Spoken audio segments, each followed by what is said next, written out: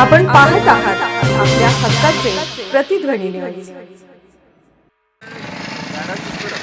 आमचे टाकळीचे वार्ताहर संजय माने कळवतात की टाकळी आडवा रस्ता येथील ट्रक व व्हॅनच्या भीषण अपघातात एरंडोली येथील वृद्ध जखमी झाला। कटरच्या साहाय्याने दरवाजा कट करून जखमीला व्हॅनमधून बाहेर काढण्यात आले। यावेळी बघ्यांची मोठी गर्दी झाली होती। टाकळी आडवा रस्ता हा अपघाताचा स्पॉट बनला असून येथे मोठ्या प्रमाणात अपघात होत आहे।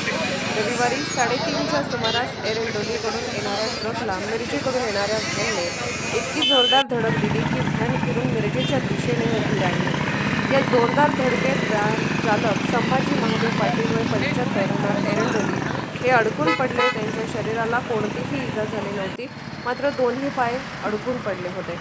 त्यांना स्थानिक नागरिकांनी कटरच्या साहाय्याने दरवाजा कापून बाहेर काढले। त्यांना उपचारासाठी मिरज शासकीय रुग्णालयात दाखल करण्यात आले आहे। मिरज ग्रामीण पोलिसांनी घटनास्थळी धाव घेऊन मदतकार्य व पंचनामा केला।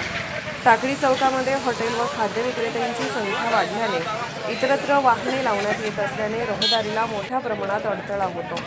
अनेक वेळी झालेल्या अपघातात सुदैवाने रस्त्याच्या कडेला बसलेले विक्रेते बचावले आहेत। या मार्गावर वाहनांची रहदारी मोठ्या प्रमाणात असून टाकळी चौकात गतिरोधक बसवण्याची मागणी होत आहे। आपण पाहत आहात प्रतिध्वनी चॅनल। अशाच बातम्या पाहण्यासाठी आमच्या चॅनलला सबस्क्राइब करा आणि बेल आयकॉनवर क्लिक करा।